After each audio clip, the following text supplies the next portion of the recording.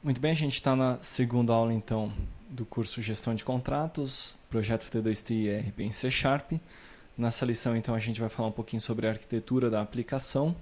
Lembrando que, conforme dito anteriormente, a arquitetura da aplicação é a mesma que é utilizada em todos os módulos do projeto T2T e ERP em C Sharp.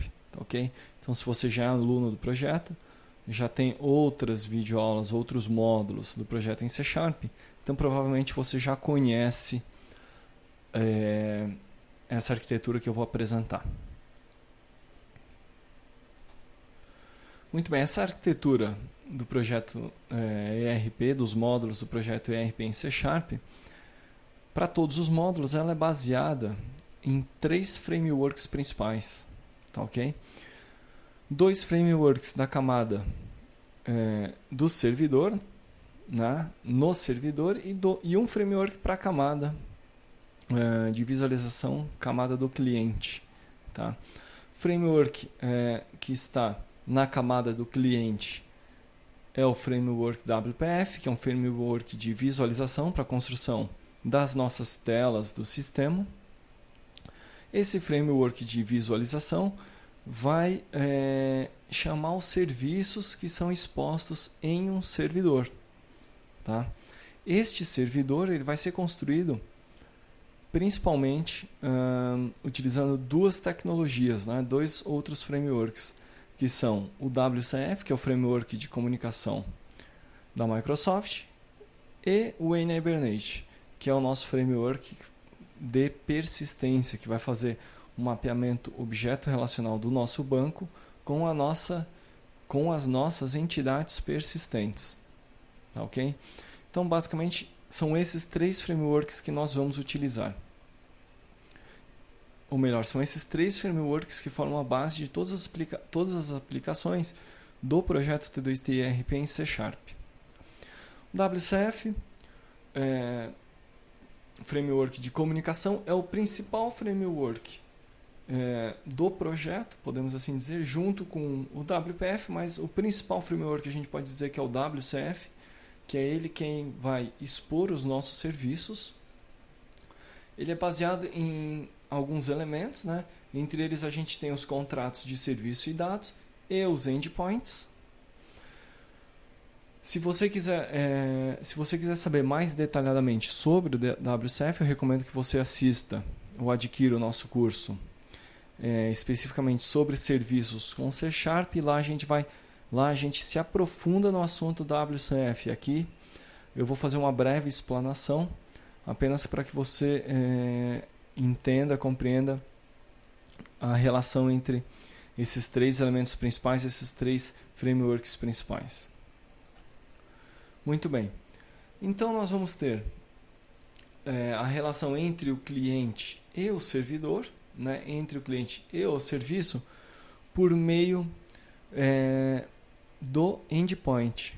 Tá, ok? O endpoint ele é baseado em endereço, binding e contrato. Tá? Então, se você observar aqui na figura, nós temos o cliente. O cliente, então, ele chama o serviço por meio do endpoint, e o serviço ele é exposto por meio de metadados, né? XSD, WSDL, etc.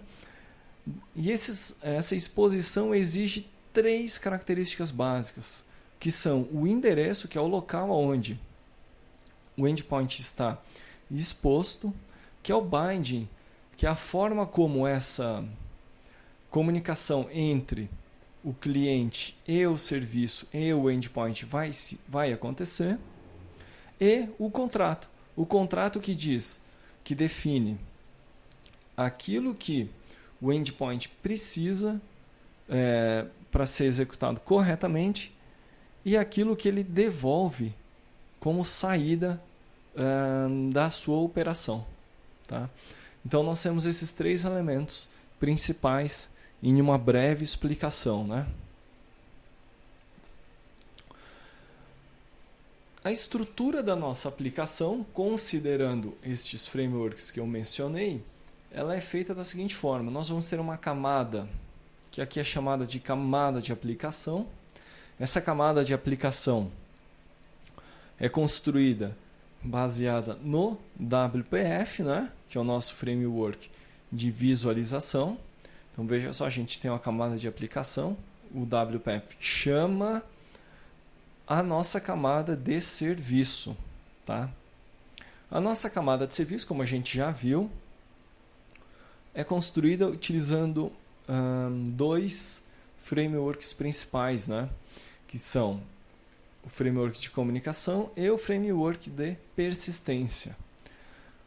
A nossa camada de visualização, ela chama então a nossa camada de serviço por meio do nosso framework de comunicação.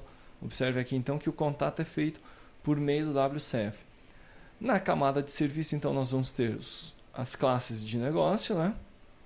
E nós vamos ter também o nosso framework de persistência, que aqui no caso da figura é o Entity Framework, e no caso do sistema que nós estamos desenvolvendo, que nós vamos desenvolver, vamos ver como foi a implementação, é o N-Hibernate, tá? A base de dados, por sua vez, não é o SQL Server, é o MySQL, que foi a base de dados adotada no projeto T2T IRB. Muito bem, em relação então à arquitetura da aplicação era isso, na sequência a gente vai analisar a documentação.